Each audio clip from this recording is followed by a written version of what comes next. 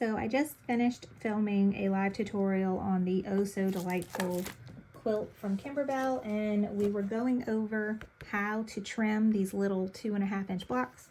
And I have the orange pop rulers, but I had misplaced this key piece, which goes in the middle here, and I found it right after the live was over. So I am going to show you how to use this piece. It's really great now that I'm looking at it closely, and this is the first time I'm using this piece. But if you look here, this is your 2.5 by 2.5, and they have this line here, and then they have an outer line. All you need to do is take your block and line up this inner line with your batting stitch line. And so I could put the corner there, and I can see through it, and I can see my batting line is here and here. And so with this, you're only going to be able to trim 2 sides at a time, but you're going to press down and then use your rotary cutter to hopefully trim better than me.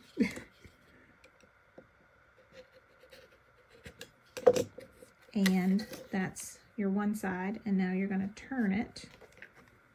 Again, line up that basting stitch with this line that's on your ruler where your batting is.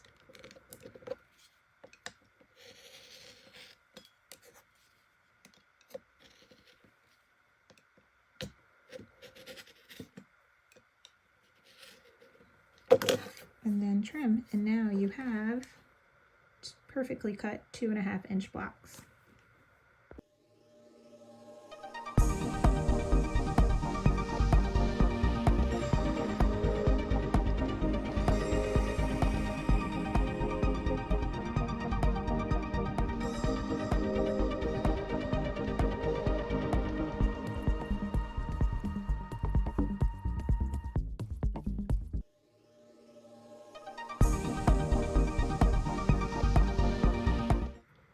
So a couple things I wanted to tell you. So when you press these blocks open, you want to press with the seams open.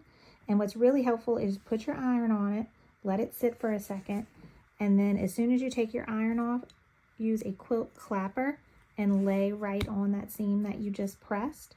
And that's going to help keep that press really nice and crisp. So quilt clapper is helpful. And I have sewn together all my little 2x2 pieces in the direction that they're supposed to go. And now you can see, now since I have sewn these together with that 1/4-inch seam allowance, now it lines up perfectly with my 4x4 block. And I can take this and bring it to the machine and stitch and do a 1/4-inch seam allowance.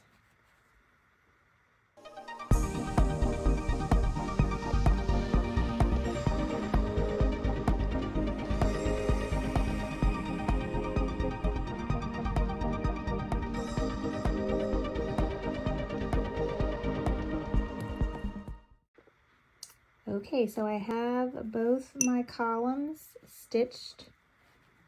Not my columns, my rows. So this is row 1 and this is row 2. And you can see from the little video before, where I stitched these 2 together first and then lay it over, stitch it, and then I laid this one on here and stitched. And just the same procedure for here to here. So once you have everything stitched, that's when it's really important to press those seams open. And it may be a little tricky on these 2x2 blocks here, but make sure it's all pressed open, and do that for both of your rows. And once you do that, this should line up really nice here to here. So now I could take this right sides together and sew a 1/4-inch seam allowance down this whole thing. So just make sure there are really no corners. Maybe this seam to this seam can line up, just to make sure you're getting a good, where you're pinning it together. But I think that's the only spot where something lines up. So yeah, so line up this seam to this seam when you're putting it together, and then do your 1/4 inch seam allowance. One thing that I did notice, so we use the glue stick to hold the batting in place. We didn't do it with those though. I had some like marks on the back of my muslin with my iron. Maybe my iron's just dirty. I thought it might have been the glue, but now that I think about it, I didn't. That's the spray adhesive on the back of these. So I don't know what caused that. But I'm going to go sew that together now, and I am done with section 1 of the quilt.